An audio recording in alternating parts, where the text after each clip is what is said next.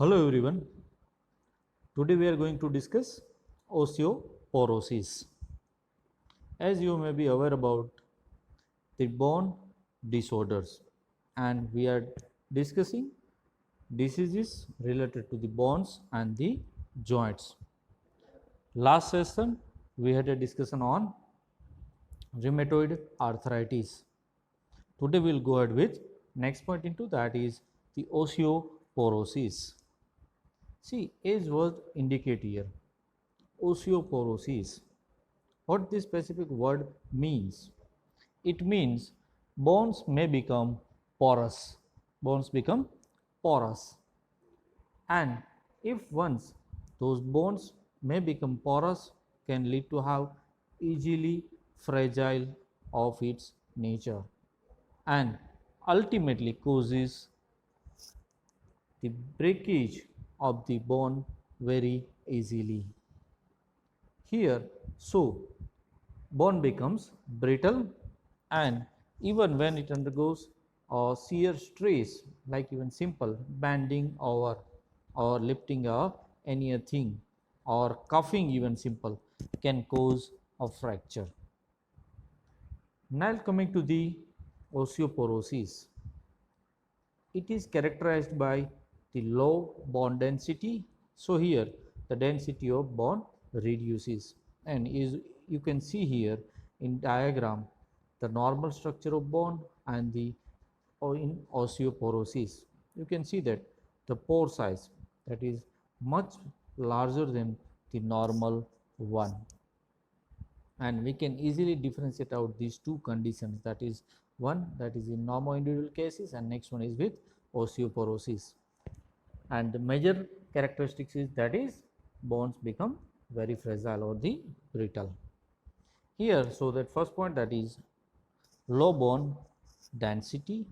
Next one, a micro architecture deterioration. As we can see here that the normal flora is changed. Again, it enhances the bone fragility and bone can easily be broken. So, it increases the risk of fracture. So, ultimately due to the osteoporosis, there will be an increases or increased chances of fracture or the bone fracture. Here we will discuss about these two specific, that is one is the osteopenia and the osteoporosis. See, osteopenia is initial condition and it refers to the decreased bone mass, and osteoporosis is defined as the osteopenia that is severe enough to significantly increases the risk of fracture. So we can consider that in osteoporosis the initial events will determine or carried out by the osteopenia, and further the osteopenia increases the chances of development of osteoporosis.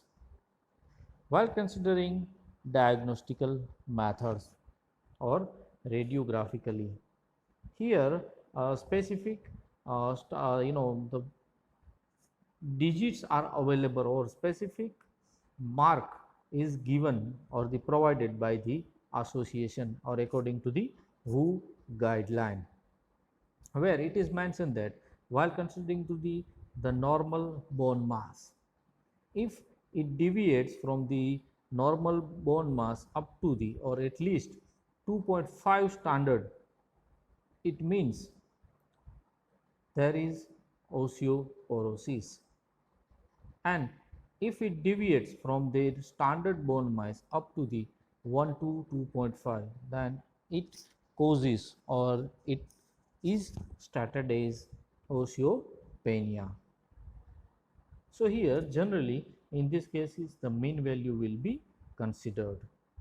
બરાબર, તો આપણે વાત કરીએ છીએ osteoporosis and the ઓસ્ટિયોપોનિયા.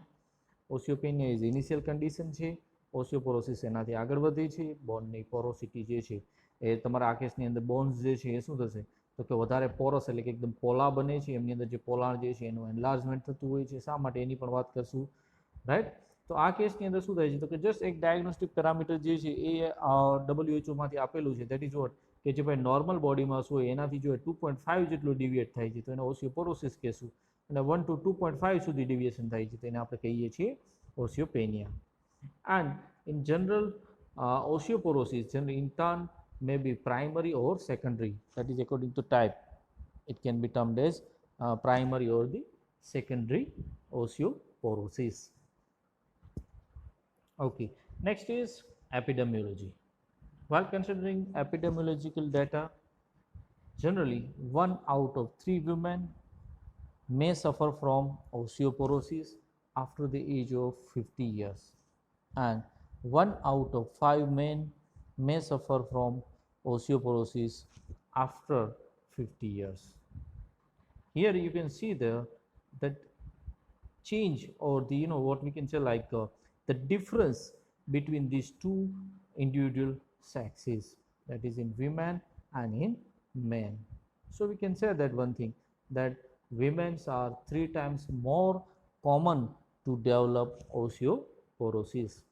And here again there are certain specific reasons behind the development of such situations, because in cases of women they may have a low peak bone mass, that is the peak bone mass, that is PBM. Next, hormonal changes at menopause. So menopause is a condition or state from where exactly she may not have a menstrual cycle operating, or there will be a complete cessation of menstrual flow. So that is stated as menopause. So due to that menopause there might be certain hormonal changes leading to have low level of estrogen. So here even estrogen has a major role in development of osteoporosis. And the third reason, that is they live longer than men. So here in cases of osteoporosis, generally the vertebrals and the wrist are more common in cases of women. Here in this case is generally 15 to 30% men and 30 to 50% female suffer the fractures related to the osteoporosis. And again it may we can see some demographic variations here according to the region also, like in cases of western country they may have experience it at at age of 70 to 80 years, whereas in cases of India it may be ranging from 50 to 60 years. Okay, next, before going to the next point, we will go ahead with the constituents of the bone, so that we can easily understand the pathophysiology of osteoporosis. While considering bone, they are composed of matrix and the cells.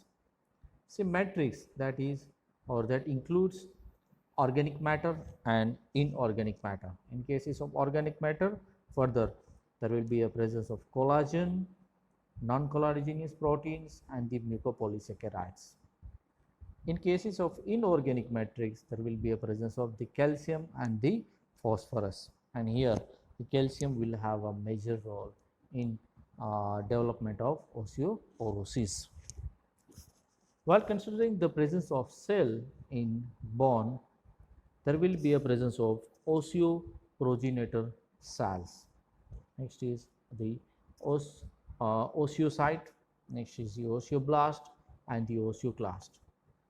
See, in these four, the first, that is the osteoprogenitors, they are responsible for the regeneration of the osteoclast and the osteoblast. In any cases where there will be a reduction in the number of osteoclast or the osteoblast, or we can say that the cells which are present in bone, then it will be regenerated with the help of osteoprogenitor cells. Okay, next going ahead with the symptoms. The major symptoms that can be felt in patients, that is the back pain, and which can be severe if it is fractured or in cases of collapsed vertebra. there will be a loss of height over time. It doesn't mean the decrease in height, but here the word that is loss of height, it is related with the posture, that is the accompanying stooped posture, as you can see here in diagram, at the age of 35 plus, at the age of 55 plus, and at the age of 65, where you can see that the bending of the vertebra, and there might be chances of fractures of the vertebrae. Next is the wrist, hips, or any other bones. While coming to the cause, as we know that the major cause here will be the amount of minerals present within the bones, and again the number or the amount of those specific minerals is directly dependent on the, or it depends on the food intake and the type of food they used to have. In this case, the bone, or we can say that the strength of the bone, it depends on their size and the density, and again bone density is dependent on the amount of calcium, phosphorus, and other minerals that bones contain. When the bones contain fewer minerals than the normal, it means if there is already deficiency of those specific minerals like calcium and phosphorus or any other minerals, then it eventually causes fracture of it, and it supports the osteoporosis. While coming to the classification, it is given by two persons. One is Norden classification, where it define it as generalized osteoporosis and the localized osteoporosis. As word indicate generalized, in cases of generalized, it may be seen in wrist, in many joints, or in many, or we can say that even it includes the vertebra, right? Whereas in the cases of localized, it may be confined to the vertebra, or in wrist band or wrist region only. Whereas in Riggs and Malton classification, it can be classified into two, that is the primary osteoporosis and the secondary osteoporosis, where primary osteoporosis again can be classified into two, type 1 postmenopausal and type 2 senile.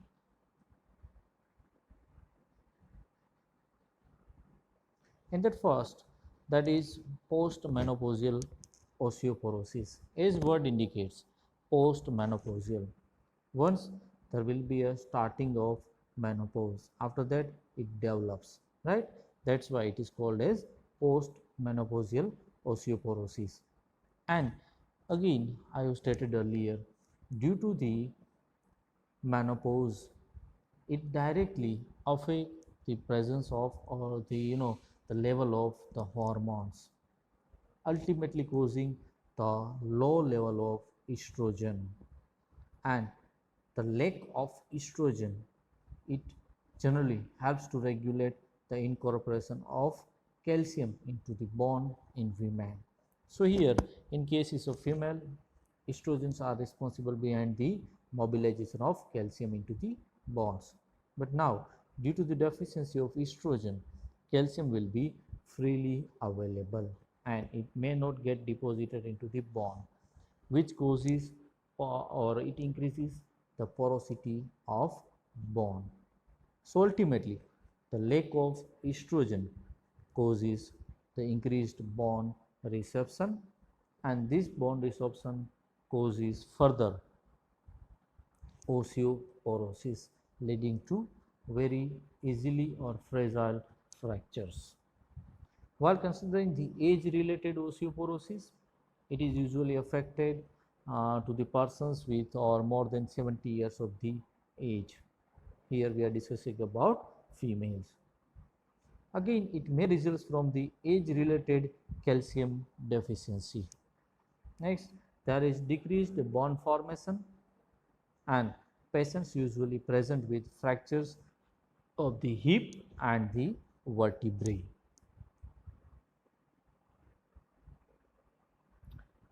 So that was about the primary. Next one is secondary osteoporosis. In primary, senile is remaining, that we will discuss again in pathogenesis. What is that senile osteoporosis, or what is that primary osteoporosis? While coming to the secondary osteoporosis, see, there are n number of disease conditions or the factors are responsible behind the development of secondary osteoporosis. Starting with certain endocrine or the metabolic causes, we can consider acromegaly. Next is athletic amenorrhea due to diabetes mellitus, due to hemochromatosis, due to the hyperadrenocorticism, due to the hyperparathyroidism or hyperprolactinemia, hyperthyroidism, anorexia nervosa, and the bulimia. Due to the certain other collagen or the genetic disorders like Ehlers-Danlos syndrome, glycogen storage diseases, homocystinuria, there are certain medications like proton pump inhibitors or excess use of those thyroid hormones, glucocorticoids, GnRH agonist. Next is the that is heparin. Next is serotonin reuptake inhibitors, that is SSRIs. Next is phenobarbital, aromatase inhibitors, and the phenytoins. Right? They are responsible behind the development of osteoporosis.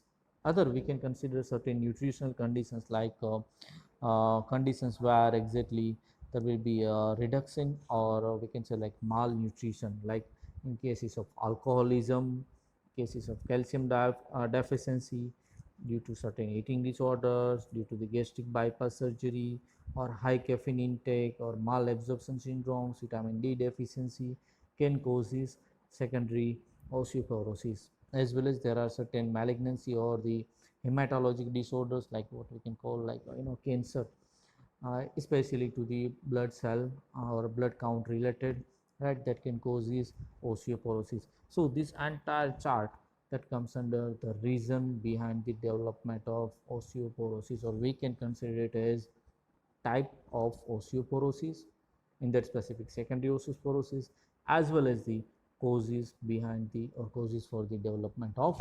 osteoporosis. Next point, that is diagnosis. How exactly one can diagnose osteoporosis? Here in this cases, the major thing, that is the um, history of the patient, or family history even can be considered for further evaluation. In these cases, even X-ray can be performed in specific X-ray technique, that is the dual energy X-ray absorptiometry. Remember this, dual energy X-ray absorptiometry. This is the one of the best screening tests that can be used to measure the density of bone. Again, especially the density of the bone will be measured in cases of the major bones like spine, hip, and wrist. And it is again, while considering their accuracy, they are 100% accurate in terms of the measurement of bone mass. If the bone mass is reduced, then it can be checked or evaluated with the help of such kinds of absorptiometry techniques. Other than this dual energy X-ray absorptiometry technique, one can go with the ultrasound sonography. Next is even quantitative CT scanning can be performed for further analysis. And this dual energy X-ray absorptiometry can be called as DEXA. Okay, next is the pathogenesis. See, while considering pathogenesis, actually it is etiopathogenesis, where it involves age-related changes due to the physical activity, due to genetic factors, due to the menopause, and so many other factors. So here, the first factor, that is age-related changes. As we know that while considering, and we have already studied during first semester, that is skeletal system. In that case, we know that the specific presence of those specific cells like osteoclast, osteoblast, osteocytes, right, is is uh, age increases. With increase in age, that there might be certain changes in number of those previously prescribed cells. So ultimately, with increase in age, their number may be reduced. In these cases, the major role depends to the osteoblast, where its proliferative nature or its biosynthetic potential, right, it is reduced in cases of aged person, and we can easily compare with the younger persons or the younger individuals.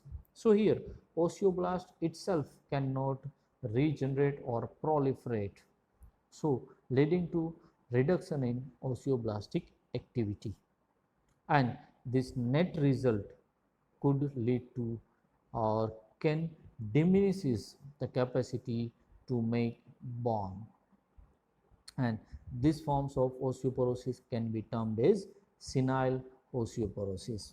As I have stated earlier, that is osteoporosis in that classification. First, that is primary osteoporosis. In that, one is senile osteoporosis, where the osteoblastic activity is reduced so that it cannot proliferate, and it may not have a biosynthetic potential that it can regulate the activity of bones, or it cannot further make bone, so that ultimately causing senile osteoporosis, and bone may become fragile due to the porosity.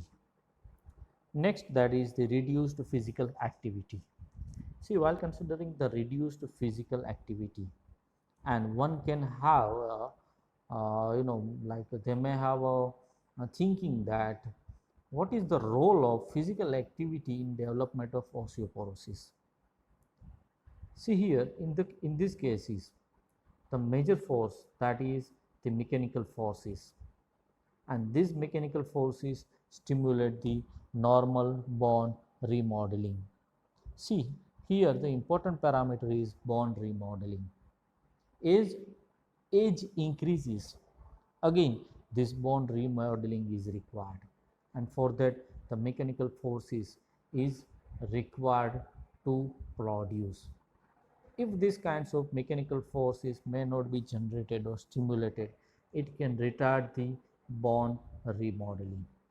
So if a person with reduced physical activity, or we can say that if person is already immobile, or if he or she is bedridden, in that cases there are more chances to develop, or they are more prone to develop osteoporosis. So that I advise all of you to have at least do some kinds of exercise, yoga, next is the cycling can be done, swimming can be done. At least if you are not doing anything, go for a walk. Even it can enhances your bone remodeling. Next is involvement of genetic factors. Here genetic factors may not have that much or significant role in development of osteoporosis. Next is the amount of calcium present, that is the calcium nutritional state. So in case we can consider here the adolescent girls. While considering the adolescents, in specifically girls, they may not have a sufficient amount of calcium intake, so they are more prone to develop osteoporosis. See, deficiency of calcium can retard the rapid growth of the bone, and bone may not increased in their size, or we can say that their growth may be retarded or reduced due to the low level of calcium. And for that, ultimate cause is that is they may not have enough amount of those specific minerals or the food with those mineral rich supplements. So here we can compare that those girls, adolescent girls, are more prone to develop osteoporosis, and it could be the reason behind development of osteoporosis in adolescent girls. Next is we can consider the influences of hormone, or we can say that menopausal, or that is post-menopausal conditions. As we know that due to the post-menopausal osteoporosis, it is characterized by an acceleration of bone loss. See, while considering the bone loss, here it ultimately shows that there will be a reduction in bone mass. See, while considering these two types of bone, first that is the cortical bone, and next one that is the cancellous bone. Cortical bone, or we can call compact bone, the major bones, which is, or the percentage maybe in body, that is 80% bones are compact bone, they are those dense bone, right? Next one is the cancellous bone, they are the bones or the pores or the soft bones, and their percentage will be almost 20% bone will have that soft nature, or those soft, or we can say that again soft is inappropriate, but we can use sponge. Yes, they are spongy bone. So remember, cortical means compact or the dense bone, their percentage will be 80% inside the body, and the cancellous bone, that is the spongy bone, and their percentage will be almost 20% inside body. So here in cases of post-menopausal woman, or after the menopause, you can say that again a decade of menopause, there will be a reduction in 2% of cortical bone and 9% of cancellous bone mass. So there will be a reduced mass or reduction in mass of these specific two, compact bone and the spongy bone. Again, women may lose as much as 35% of their cortical bone and the 50% of their cancellous bone by 30 to 40 years after menopause. So, there is no surprise that postmenopausal women may suffer from osteoporotic fractures, or in cases of aged women, the fracture may be because of that post-menopausal condition, or that is post-menopausal osteoporosis, and the major role will be for estrogen, because there will be a deficiency of estrogen in post-menopausal condition. So here we can summarize, these are all factors, that is, one is the physical inactivity, next is the genetic factors, next is the nutrition, next is the menopause and the aging. See here, these specific 5 factors can cause osteoporosis. Here in these cases, in menopause, we can consider that, or we know that there will be a decreased serum estrogen. It increases the presence of interleukin 1, interleukin 6, and increases the TNF alpha level. It causes to increase, or their increase effect, that is their expressions can be seen on genes like RANK and RANKL, which increases the osteoclastic activity, and increase in osteoclastic activity can causes the destruction of tissues or those specific cells. While considering the ages or aging, in this case there will be a decreased replicative activity of osteoprogenitor cells, and these cells are responsible behind the proliferation of osteoblast. There will be a decreased synthetic activity of osteoblast, decreased biological activity of the matrix bound growth factors, and reduced physical activity. So these are all factors ultimately causes osteoporosis. Okay, what preventive measures can be done? In the cases of prevention, exercise, and again it includes walking, running, skipping rope, jogging regularly can be beneficial, because it can generate that mechanical force that increases, or that specific generated mechanical force increases the bone remodeling. Even one should have a soybean oil in diet or in soybean itself in diet, because plant estrogens found in soya helps in maintain the bone density and reduces the risk of fractures, especially in females. One should avoid smoking because it can reduces the level of estrogen and increases the bone loss. One should avoid excessive alcohol consumption, and caffeine can be avoided. Again, caffeine, that is which is very harmful. Again, it is a now tonic or brain tonic that is regularly used in our regular day to day food habits. And one should consider the hormone therapy, that is especially for in females after menopause, or we can say that in cases of post menopause menopausal conditions. While considering the drug, hormone therapy, that is for female again especially, is very much important. And there are certain prescription medications like bisphosphonates. Next is the raloxifene, that is again in that brand name, that is Evista. Next is there are certain selective estrogen receptor modulators, that is ACRMs. Remember this, selective estrogen receptor modulators can be used. Calcitonin can be used. Teriparatide, that is Forteo, and the tamoxifen can be used for symptomatic relief. There are certain other emerging therapies even that can be used, where specific belt that comes with certain arrangements with or on one can wear this specific device, that is spinal weighted kyphoorthosis, which is again lightweight device, and it can be attached to the back, right, in vertebrae, so that specific back extension exercise can be performed. And it is advised to wear this specific device for at least 30 minutes twice in a day, and it can relieve certain symptoms of osteoporosis.